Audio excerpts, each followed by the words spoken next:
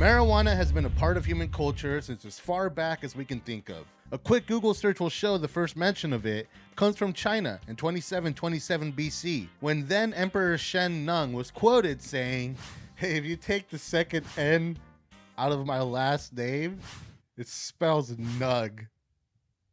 It was a normal, uncontroversial part of the human experience until post-slavery America, when white supremacists began conflating marijuana use with Black and Hispanic communities in order to justify racially motivated discrimination. Unfortunately, this proved to be successful, and marijuana prohibition became law in 1937. Fast forward 30 years and you have a new generation of rebellious and angry teenagers immune to the anti-marijuana propaganda their parents fell for, and weed became countercultural. While the hippie movement was celebrating free thought and free love and the experimentation of mind-altering substances, Hollywood was going through its own revolution. The new Hollywood movement was led by quote-unquote movie brats who grew up worshiping cinema as an art form and were now taking the reins and making it their own. Coppola, De Palma, Spielberg, Lucas, Friedkin, Lumet, Kubrick, Scorsese, Cimino, I could go on. Hollywood was taking big chances on new, different, and often challenging ideas and banking on untested talent. And while marijuana was a constant in Hollywood by the late 1970s, both on screen and behind the camera, there were no real stoner movies, like movies about stoners or about smoking pot. Vancouver, 1968. Shanghai Junk, a strip club owned by the Chong family, was hosting an improv group called CityWorks, featuring a young Richard Cheech Marin from Los Angeles. They were joined by a new band featuring Tommy, the owner's son. They decided to go on stage together to warm up the crowd, and they instantly hit it off. The audience loved them so much, they didn't leave the stage that night. They teamed up and became Cheech and Chong, a traveling comedy duo that slowly gained popularity throughout the 1970s. And in 1978, they released their feature film, Up in Smoke.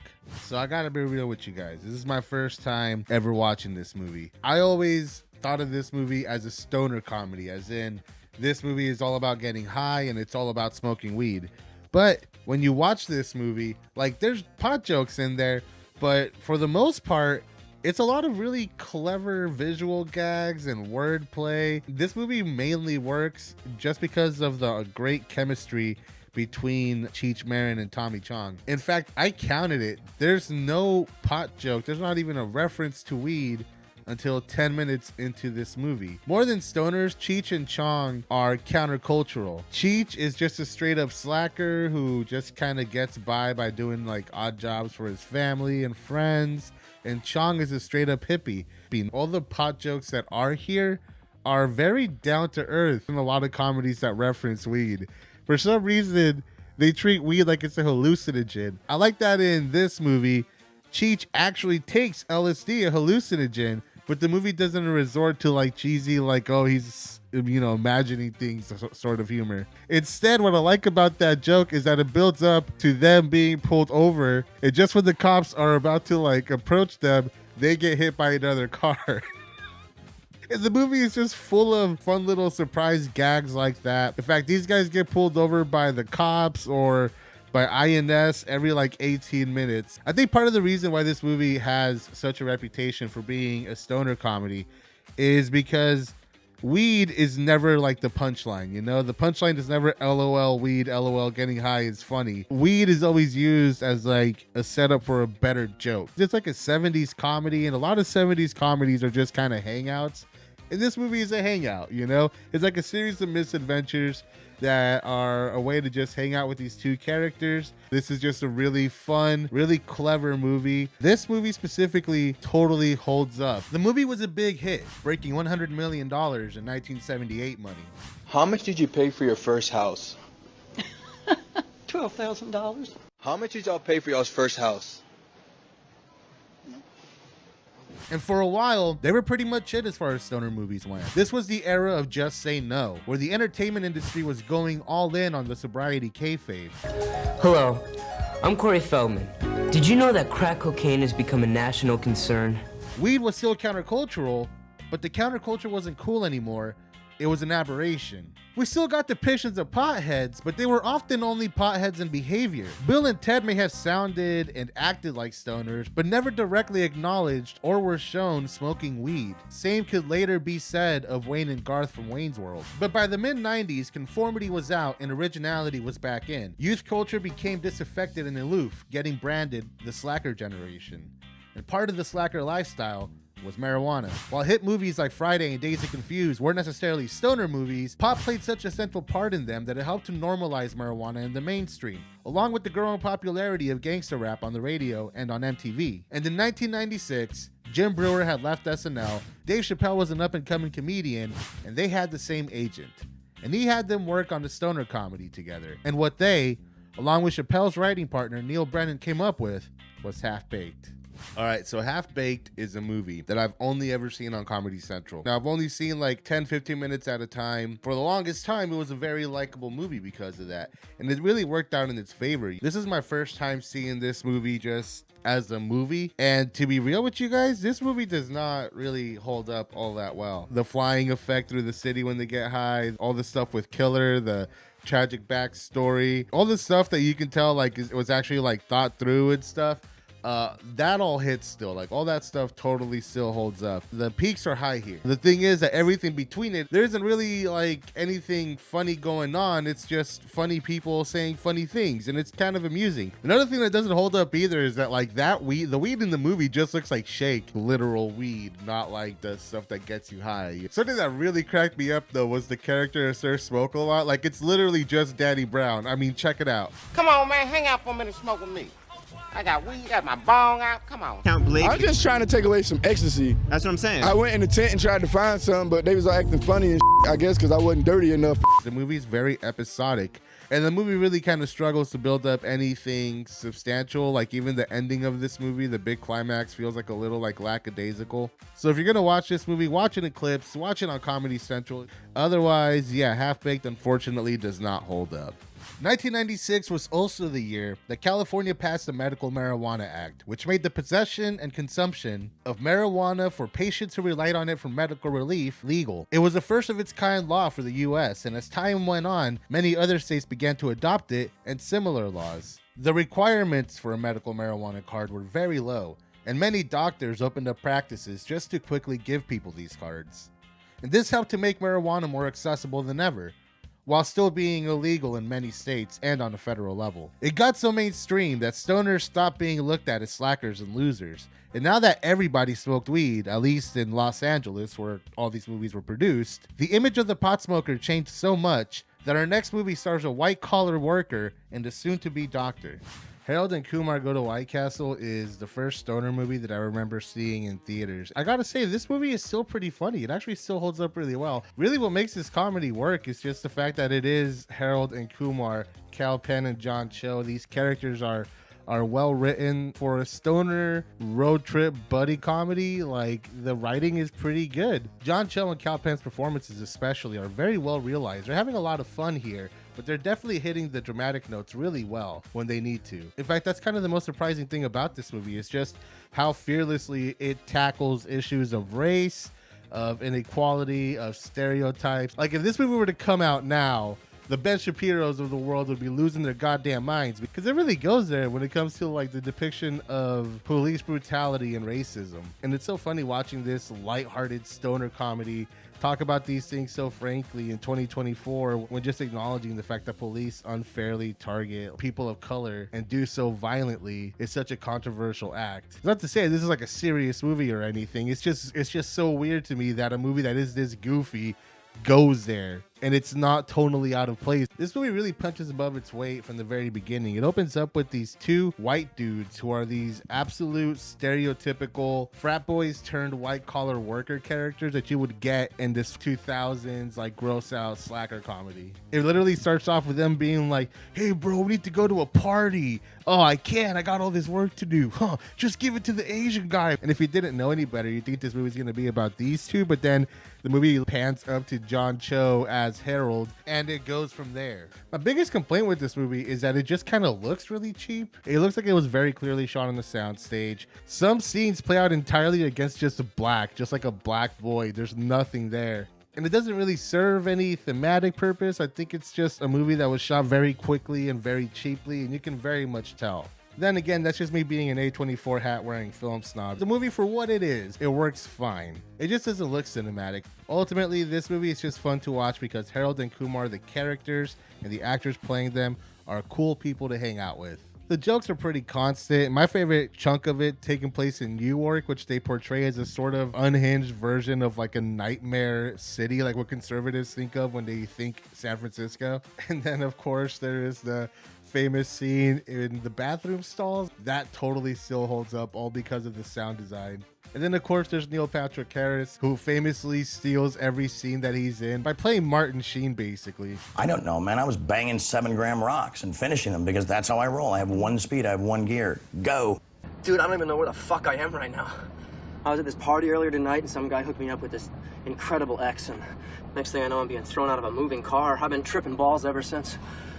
Harold and Kumar Go to White Castle is just a really good comedy. It's just really funny. The last time that I saw it, I never smoked weed before. Now that I do, I have like a weird, more comfortable vibe with it. It feels more like a comfort watch now than it did back then. Just over a year after the release of Harold and Kumar, the comedy landscape would change forever, as Judd Apatow, a longtime producer of comedy movies and shows, would release his directorial debut, The 40-Year-Old Virgin. It made its stars famous, mainly Steve Carell and Seth Rogen. Seth played a minor role in the film, but he made a strong enough impression to score a lead role a year later in Knocked Up, cementing him as a major comedic actor. And within just a few years, Apatow and Rogen would come to rule the comedy scene for better and for worse. Pineapple Express is an absolute slog to get through. As soon as I saw that it was almost 2 hours long, I like my interest dropped. Fortunately, the movie starts off pretty well. Bill Hader plays a soldier who is smoking this strain of weed, Pineapple Express, where the movie gets its name from. And he does a really good job of selling it. He makes it a fun, entertaining introductory scene. And it's in black and white, and there's like style to it. But I mean, as fun as it is, it takes about a minute. We spent like a minute just like following characters walking to several places. And we're given close-ups to things that are amusing.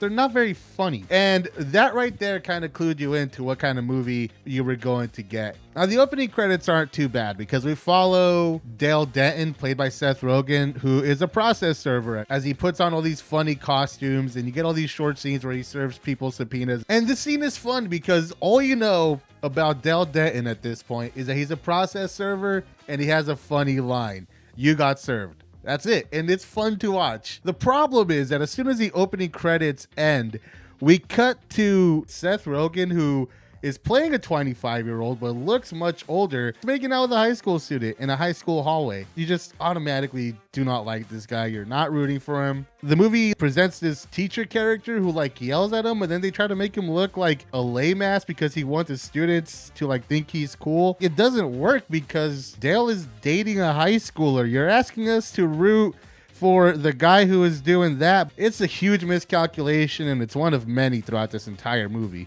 And there's a whole scene where Dale just gets visibly jealous of this 17-year-old kid. And it's one of the most pathetic things ever. And maybe the filmmakers know that it's pathetic, but it doesn't lead to anything. We then cut to this film's best scene. Throughout the movie, we understand that Dale doesn't like his drug dealer, Saul. And we also know that he's just trying to get in, buy his weed, and get out. But Saul sees Dale as his buddy, so he wants to hang out with him. So you get this amusing scene, and it's actually pretty well done, where Dale just wants to leave, but Saul keeps reeling him in with like really rare weed and a cross joint. But the real kicker is that then these two other dudes that Saul doesn't like come in, and he's trying to get them out as quickly as possible while talking about how annoying lingerers are. Meanwhile, he won't let Dale go. And it's the last well-written scene in the movie. In fact, I think it's the last written scene in this movie. This is a Judd Apatow production, and it totally feels like a Judd Apatow production. Fun fact, this movie is vegetarian. It has no steaks. It hits all the right beats. You have all the scenes you need in this sort of story to make it work. The problem is that none of the scenes were written. And you can tell because in a script, you can like craft those scenes and you can have like a flow and a crescendo and you can build stuff up and you can build stakes. You can't do that when you're improvising damn near every scene in the movie. You have to keep things loose and you have to keep things fluid. So a lot of the times this movie will hit an emotional note, but because there is no sufficient like build up to it and they don't know what they're going to do with this thing later, they instantly take back every main thing they say, all the dramatic stakes. Not only do you have these scenes that drag on and on with their improvisational style, but none of them push forward a grander narrative. All the subplots are very loose and disparate throughout the entire movie up until the third act, but we're going to get there in a minute. And also, not for nothing here, but there's just a distracting lack of music throughout this movie. A lot of scenes just fall flat completely because you're expecting some sort of music to either raise the tension or reflect the mood of the piece, but it's just not there. And the music that is there feels very stock. If you look at a lot of stoner comedies, they tend to be led by actors who are hungry to establish themselves comedically. Cheech and Chong, Dave Chappelle, Jim Brewer, the other guy, John Cho, Cal Penn. If they never gave themselves these starting roles to begin with, who knows if anyone else would have. Pineapple Express comes 3 years into the Apatow reign of comedy. Seth Rogen, James Franco, at this point even Danny McBride were all very well established talent. None of them are hungry. None of them are trying to prove anything in this movie. And there's no creativity either. Like every stoner movie so far has reflected the vibe of what getting high is like by at least having dumb surrealistic shit in it. This movie is dry. It just portrays people getting high and just speaking very casually at each other, and that's what they need to do. Like at this point, people just liked watching Seth Rogen, people just liked James Franco, and they were happy to just watch the Apatow crew go up on the screen and be mildly amusing. That shit sold back then very well. But in 2024, this just feels like a sloppy mess. You know, despite all that, there is a good like 20 minutes in the middle of this movie where Franco and Rogen's chemistry finally clicks and you actually start to believe them as friends and you start to get invested in their journey together. But then we're reminded that Seth Rogen's character is dating a high school senior, and we get this scene where he has to go and have dinner with his girlfriend, and right off the bat, like the father says he's gonna shoot Seth Rogen's character, and the whole time I'm watching it, I'm like, yeah, shoot him. What the fuck? I'm rooting for the dad. It was hard to continue to root for this guy when it brings you to this point and then a character is offering a solution and you're just like, yeah, fuck it, go for it, do it. It's so weird that this movie fails at establishing so many stakes and any pacing and any rhythm, and the one thing that it does effectively is accidentally gets you to root for the death of the main character. That is,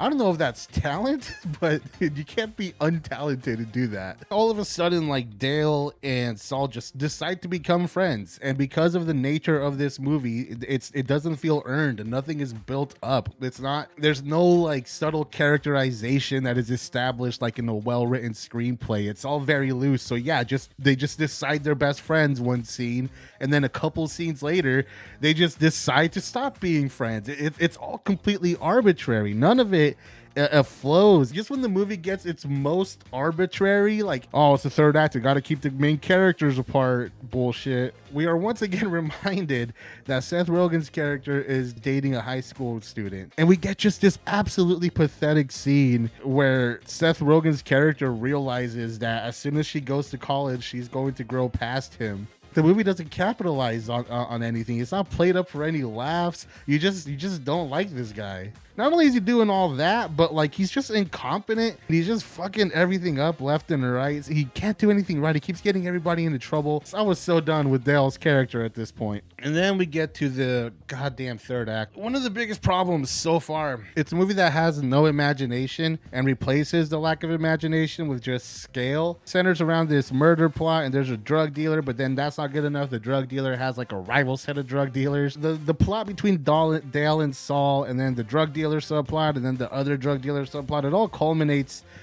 in this barn, and it just goes on for so fucking long. I was so done with this movie. People are getting shot left and right. They're getting shot in the chest. It looks like they're getting shot in the head, and nobody's dying. Everybody's getting up. It sounds funny because it is on paper funny that everybody keeps getting shot, but they keep getting up and shooting each other. A good director would play that up for laughs, would highlight that, would be like, hey, isn't this kind of ridiculous? Isn't this absurd? But no, it does. This movie doesn't have that kind of imagination. It plays it straight. Characters are just like, they're down for like 10 minutes and they just get up and start shooting and walking around like nothing is happening. And the movie doesn't comment on it. It's so frustrating. It has one solid joke right there. It has one solid joke. It's right in front of them. And the movie just refuses to look it in the fucking eye. Instead, it just resorts to like this mindless spectacle. This is just like a sad excuse for comedy. It's just like, oh yeah, let's just fucking blow up the barn. Fucking blow up the barn. There you go. Like it's so lame. It's so unimaginative. And to get there, you just have this convoluted series of consequences. And this movie is ass. This is terrible. How did anybody like this? I was fucking high as hell watching this movie. And look, I'll give it to the movie. There's like 5 solid scenes. There are 5 solid laughs in this movie. But for the most part, it's just like characters blabbing on and on and on and on, saying kind of amusing things, and just like all these arbitrary goddamn scenes that just happen because it's a movie and that's what you do in a movie. And then you really feel it like in the final scene. Okay, we blew up the barn. We could get like a diner for like a couple of hours. Let's just wrap up, guys. Here are the loose ends we need to tie up. Here are the beats you need to hit for this scene. Hit this, have fun, and we'll end it. Like it's just so loose and improvisational, and it's just so clear that it's just so carelessly put together with so little thought and so little consideration for like pace or build up. It was a slog to sit through. I hated our main character. Saul was okay. I like James Franco's character. That was fine. The final joke of the movie that Red is like almost dying because of a lack of blood. Kind of funny. I'll give you that. But this is the worst movie out of all the ones that I've seen for this video. At least Half Baked was imaginative. This was just lame as hell. There was never another big hit stoner comedy after Pineapple Express. There didn't need to be. Marijuana went from being this illicit substance that represented counterculture, pot counterculture if you will, and by the mid-2010s it got so mainstream that a lot of states just started to legalize it recreationally. Now stoner comedies are the stuff of straight-to-tubey schlock, as comedies in general don't get a lot of theatrical runs to begin with, no matter how high anyone is. Not even how high too. That went straight to MTV so that Rob Dyrdek could take a lunch break. What the hell? Look at that thing's teeth.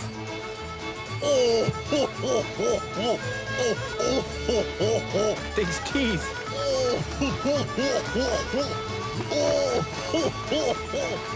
What the hell? Look at that thing's teeth.